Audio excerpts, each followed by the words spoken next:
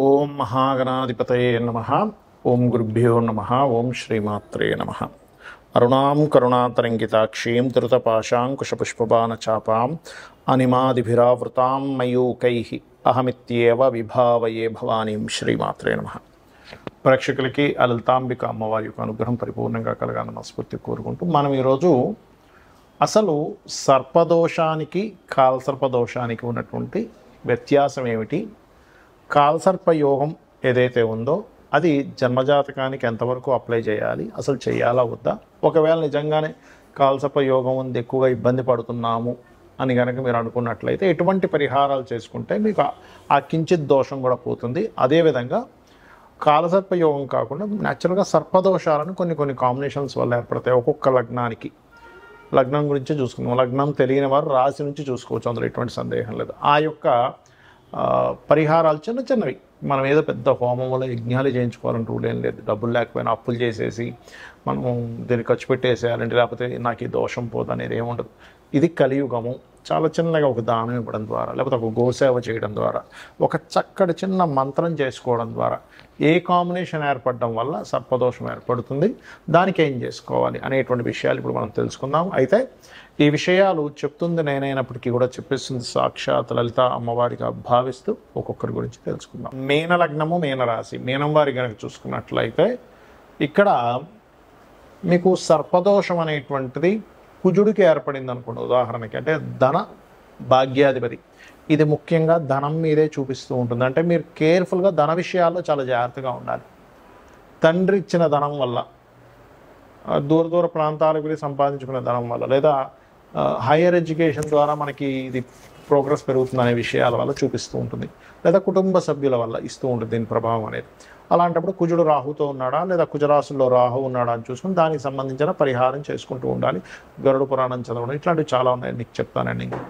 అలాగే శుక్రుడు ద్వారా సర్పదోషం ఏర్పడింది అంటే శుక్రకేతువులు కలిసి ఉన్నారు, లేదా శుక్రుడు పాపగ్రహాలతో ఉన్నాడు. అలాంటప్పుడు స్త్రీలతో మాట్లాడటము, ఇన్సూరెన్సెస్ ద్వారా పొందకుండా నెగ్లిజెన్సీ చేయడం వల్ల ఇన్సూరెన్స్ రావాల్సిన కవరేజ్ పోవడము, తాతగారికి సంబంధించిన ఏదైనా ప్రాపర్టీ కానీ అంటే గృహం కానీ ఆభరణాలు కానీ వాటి విషయంలో కొన్ని నెగ్లిజెన్సీస్ వల్ల ఇబ్బంది రావడం ఇటువంటి వస్తూ ఉంటుంది. మరి అదే మీ మీనలగ్నానికి సహజంగానే పూర్వజన్మ కర్మకారకుడు రవి అవుతాడు కాబట్టి రవి ద్వారా వచ్చిందనుకోండి సర్పదోషం, అప్పుడు తండ్రితో ఎక్కువగా ఇబ్బంది పడడం, తండ్రి మూలంగానే కాస్త ఎక్కువగా స్ట్రెస్ అవ్వడం జరుగుతూ ఉంటుంది. అయితే ఇక్కడ ఈ 4, 5, 6 అధిపతులలో 6వ అధిపతి గురించి మనం మాట్లాడుకున్నాం. 4, 7 అధిపతి అయినటువంటి బుధుడు కనుక సర్పదోషంలో పడ్డాడు అంటే బుధుడు పాపగ్రహాలతో ఉండడం లేదా ముఖ్యంగా కుజుడితో ఉన్నప్పుడు ఏమవుతుంటుందంటే ఇక్కడ ఏదైనా కొంచెం మంచి ఆస్పెక్ట్ కనుకుంటే రియల్ ఎస్టేట్ ద్వారా రాణిస్తారు కూడా, వీళ్ళు పార్ట్నర్స్ ద్వారా కూడా రాణిస్తారు. కానీ బ్యాడ్ ఆస్పెక్ట్ ఉంది, అక్కడ గుడ్ ఆస్పెక్ట్ లేదన్నప్పుడు మీరు ఏదైనా ప్రాపర్టీ కొనడం ద్వారా ఇరుక్కుపోవడము, వివాహం ద్వారా అనేకమైనటువంటి వాగ్వివాదాలు, వాదోపవాదాలు జరగడం, గొడవలు జరగడం జరుగుతూ ఉంటుంది. కానీ చంద్రుడు ఆలోచన కారకుడు, మీకు సంతాన కారకుడు కనుక సర్పదోషంలో ఉంటే సంతానం కోసం కొంత స్ట్రెస్ అవుతూ ఉంటారు. అయితే ఇక్కడ మనం ముఖ్యంగా అర్థం చేసుకోవాల్సింది ఈ గ్రహాలు ఏవైతే ఉన్నాయో, ఉదాహరణకి ఇప్పుడు 12వ అధిపతి 11వ అధిపతి శని, ఈ లగ్నానికి చెప్పాలంటే కొంతవరకు పాపే. కానీ ఆ పాపి సర్పదోషంలో ఏర్పడితే ఆ మహాదశ వస్తే ఇన్వెస్ట్మెంట్ చేసేటప్పుడు, వ్యాపారాలు పెట్టేటప్పుడు కాస్త జాగ్రత్తగా ఉండాలి. ఇక్కడ ఎంతసేపు ఏలినాడ్సని వచ్చింది, సర్పదోషం కాలసర్పదోషం ఉంది, ఇది కాదు. అసలు ఏ గ్రహం వల్ల ఏ సర్పదోషం ఏర్పడింది, దానికి మహాదశ వచ్చిందా, అంతర్దశ వచ్చిందా, చిన్నప్పుడు అయిపోయిందా, ఎప్పుడో 100 ఏళ్ళకు ఉందా, అది చెక్ చేసుకుంటూ ఏ గ్రహాల ద్వారా మీకు సర్పదోషం ఏర్పడిందో ఆ గ్రహాలకు దీపారాధన చేయడము, నాగ ప్రతిష్ఠ చేసిన దగ్గరికి వెళ్ళి పసుపు కుంకుమ గంధం కలిపిన నీటిని వేసి ప్రదక్షిణం చేసుకోవడము, సర్పసూక్త పారాయణము లేదా గరుడ పురాణం వినడము, ఇవి చేసినట్లయితే అన్ని విధాలా బాగుంటుంది. కాలసర్పయోగము అంటారు దీన్ని, కొంతమంది దోషము అంటుంటారు. ఇది పర్సనల్ చార్ట్కి అప్లై అవ్వదు, ఎక్కడా కూడా శాస్త్రాల్లో పర్సనల్ చార్ట్కి అప్లై చేయమని చెప్పలేదు.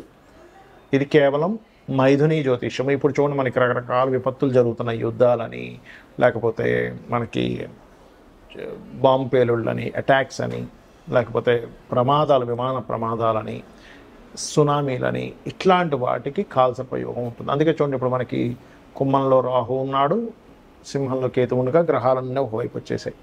అందులో ప్రత్యేకంగా కుజుడు కేతు కలిసి ఉన్నందుకు అదొక పిశాచ యోగం ఏర్పడి అగ్ని ప్రమాదాలు ఎక్కువగా అవుతూ ఉంటాయి. ఈ కుజుడు జూలై 28వ తేదీ వరకు ఉన్నప్పుడు అగ్ని ప్రమాదాలు ఒక 1 మంత్ నుంచి స్టార్ట్ అవుతాయి. అందుకే అగ్ని మూలకంగానే దగ్ధం అవ్వడం జరుగుతూ ఉంటుంది. రైట్. అయితే ఇక్కడ మరి కొంతమందికి మేము కాలసర్ప యోగం ఉన్నప్పుడు మేము చాలా ఇబ్బంది పడుతున్నామని అంటూ ఉంటారు. అది ఎలా అంటే, ఇప్పుడు చిన్న ఎగ్జాంపుల్ చెప్తా చూడండి. ఇప్పుడు మీరు ఒక 2-3 ఐటమ్స్ తిన్నారు, అందులో ఒకటి చక్కగా మీకు ఇష్టం ఉన్న కూర ఒకటి తిన్నారు, లేకపోతే ఇంకోటి ఏదో కూల్ డ్రింక్ తాగారు, లేకపోతే ఫలానా ఇంకోటి ఏదో తీసుకున్నారు. అప్పుడు మనం దేనివల్ల ఎఫెక్ట్ వచ్చింది అంటే డాక్టర్ కరెక్ట్గా తెలుస్తుంది. లేదంటే మీకు ఈ ఫుడ్ పడకపోవడం వల్ల అయింది, అంతేగాని నీరు వల్ల కాదు, లేదా నీరు వల్ల అయింది ఫుడ్ వల్ల కాదు. అర్థమైందండి? కాబట్టి ఏంటంటే ఇది దాన్ని కరెక్ట్గా చూడగలగాలి. మీకు మహాదశ యోగించకపోవడం వల్ల, లేకపోతే ధనాధిపతి బాగోకపోవడం వల్ల, లేకపోతే నడుస్తున్న మహాదశతో పాటు అంతర్దశలో ఏదైనా ప్రాబ్లం ఉండడం వల్ల అనేది చూసుకోవాలి. అది స్ట్రక్కింగ్ యోగాలు కొన్ని ఉంటాయి. కాబట్టి నేను మీకు చాలా ఉదాహరణ వీడియోలో చెప్పాను. 180 మంది దేశ నాయకుల యొక్క జాతకాలు తీసుకుంటే అందులో 90% ఆఫ్ పీపుల్కి, ప్రెసిడెంట్లకి కాలసర్ప యోగం ఉంది. మరి వాళ్ళంతా గొప్పవాళ్ళు అయ్యారంటే మనం ఏంటని అర్థం చేసుకోవాలని. అంతదాకా ఎక్కడో విదేశాల్లో ఉండేటువంటి ప్రెసిడెంట్ల దాకా ఎందుకు, మన మెగాస్టార్ చిరంజీవి గారి జాతకంలో కూడా నేను చూశాను. మీరు కావాలంటే డేట్ ఆఫ్ బర్త్ నెట్లో కొడితే కాలసర్ప యోగంలోనే గ్రహాలన్నీ ఉంటాయి. దానికి సింపుల్గా ఏం లేదు, నెట్లో డేట్ ఆఫ్ బర్త్ తీసుకొని దానికి టైం కూడా అక్కర్లేదు కాలసర్ప యోగం చూడడానికి. గ్రహాలన్నీ రాహుకేతువులకు అవతల కానీ ఇవతలు కానీ అన్నీ ఉంటాయి. కొంతమంది ఒక చంద్రుడు ఉన్నాడు కదా, అది కూడా కాలసర్ప దోషం అంటారు. అది కాదు, అన్ని గ్రహాలు ఉండాలి అని అంటారు. అది ఓన్లీ జన్మజాతకానికి అప్లై చేయకూడదు. ఒకవేళ సరే మీకు అంతగా మీకు అలా అనిపిస్తుంది, చక్కగా కాళహస్తి వెళ్ళండి. ఆ పరమేశ్వరుడి యొక్క అనుగ్రహము, రాహుకేతువుల అనుగ్రహంతో మీకు ఉండే ఆ కొద్దిపాటి దోషం కూడా పోతుంది. ఒకవేళ మీకు దాని మీద ఎక్కువ పనిచేస్తుంది అనుకుంటా. రైట్. ఇక సర్పదోషానికి మీకు జాతకం లేదు కానీ ఎలాంటి సిమ్టమ్స్ ఉంటుంటాయి యాక్చువల్గా సర్పదోషం వచ్చినప్పుడు అంటే, ప్రతిదీ కూడా గొడవగా అవుతూ ఉంటుందండి. మీరు ఏ పని ప్రారంభించాలన్నా గొడవ.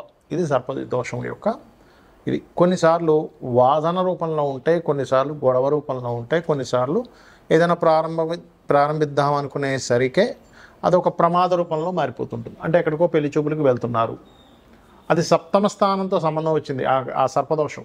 అప్పుడు వెళ్తున్నప్పుడు యాక్సిడెంట్ అయిందండి అంటూ ఉంటారు, లేకపోతే వివాహం అనగానే గొడవలు అయిపోతున్నాయండి అంటారు. మొన్న ఒక జాతకం చూసినప్పుడు ఆ అబ్బాయికి అన్నాను, బాబు నీకు వాళ్ళ మదర్ని అడిగాను, అమ్మ మీరు ఈ అబ్బాయికి వివాహము అనగానే గొడవ అవుతుందా లేదా అంటే, అవునండి ఎప్పుడు వివాహం అన్నా గొడవ. అంటే ఏమిటి, సర్పదోషము సప్తమ స్థానంతో సంబంధం కలిగి ఉంది.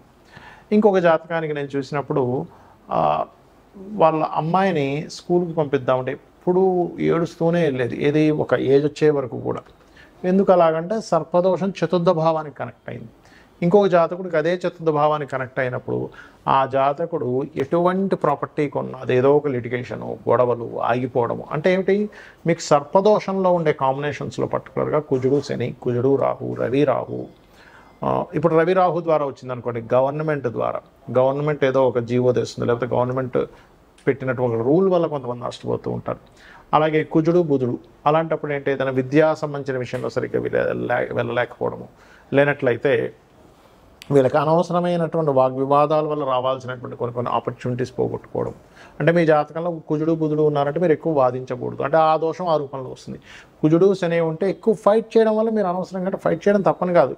ఈ కుజుడు శనిలో మంచి కాంబినేషన్ కూడా ఉంది, అంటే ఇది శక్తివంతంగా వీళ్ళు పనిచేయగలుగుతారు, నిరంతరం పనిచేసేటువంటి శక్తి ఉంటుంది. ఇక్కడ మంచి వాగ్దాటిస్తుంది కుజుడు బుధుడికి. కాకపోతే ఏంటి, ఎక్కడ వాదించాలో, ఇప్పుడు లాయర్లకి మంచిదే అది వాదించడానికి, లేదా ఒక విషయం వచ్చినప్పుడు నలుగురిలో నిలబడి మాట్లాడడానికి చాలా మంచిదే, కానీ ప్రతి దగ్గర అది అప్లై చేయకూడదు. రవి రాహు ఉన్నప్పుడు ఏంటంటే కొంచెం తొందరగా సోషల్గా వెళ్ళగలుగుతారు, కానీ ఒక్కొక్కసారి మీ గొప్ప మీరే చెప్పేసుకుంటున్నారనే బ్యాడ్ ఇది ఇస్తుంది అక్కడ. శుక్రకేతు, అది కూడా ఒక రకమైన సర్పదోషం. అదేమవుతుంది అంటే, మీకు వివాహ సంబంధించినటువంటి విషయాలలో వివాహం వద్దనో, లేకపోతే స్త్రీల మూలంగా ఇబ్బంది రావడం, ఆ రకంగా వస్తుంది సర్పదోషం. దాన్ని ఒక రకంగా చెప్పాలంటే మనకి స్త్రీ శాపం అని కూడా అంటుంటారు. అది 6వ స్థానంలో ఉంటే ఇంకా ఎక్కువగా పనిచేస్తుంది. సో ఇక్కడ ఏంటంటే లగ్నం నుంచి అది ఎన్నో భావంలో ఉంది. పాయింట్ నెంబర్ 1, సిమ్టమ్స్ ఏమిటి. ఇప్పుడు రవిరాహు కాంబినేషన్ ఉంది, ఎక్కువగా మిస్క్యారేజ్ అవ్వడము, సంతానం గురించి దిగులు ఉండడం, ఇట్లా ఇస్తూ ఉంటుంది. ప్రతిసారి మీ మీదే చూపించాలని రూల్ లేదు. ఒక్కొక్కసారి మీ మీద కాకపోతే మీ కుటుంబ సభ్యుల మీద, లేకపోతే మీ సిబ్లింగ్స్ వల్ల ఇబ్బంది, లేనట్లయితే మీరు ఏదైనా ప్రాపర్టీ కొనడం వల్ల, లేదా మీ సంతాన సంబంధించిన విషయంలో ఇందాక రవిరాహు అన్నట్టుగా, లేదా అప్పులు చేయడం వల్ల కుజబుధులు ఉన్నట్టుగా, లేదా బుధగ్రహం పాడై సర్పదోషంలో ఉండడం వల్ల, లేదా కొన్నిసార్లు సప్తమ స్థాన సంబంధం ఏర్పడినప్పుడు వివాహం అయ్యే విషయమే స్ట్రెస్గా, ఇలా ఒక్కొక్క దాని మీద ఉంటుంది. కొన్నిసార్లు యాన్స్ట్రెస్ ప్రాపర్టీ, కొన్నిసార్లు తండ్రితో ఉండేటువంటి గొడవలు. మనం చాలాసార్లు చెప్పాం మేన లగ్నానికి తండ్రే వాళ్ళ యొక్క లైఫ్ ఇది అవుతుంది. అలా ఏంటంటే దీనికి చాలా సింపుల్గా మీరు కుజ ప్లస్ ఏ గ్రహం కనెక్ట్ అయింది, సర్పదోషం ఏ గ్రహాల ద్వారా వచ్చిందో ఆ గ్రహాలకు దీపారాధన చేయడము, సర్ప సూక్తము వినడము మరియు గరుడ పురాణము చదవడం ద్వారా కూడా మీరు ఆ యొక్క దోషాన్ని తొలగించుకోవచ్చు.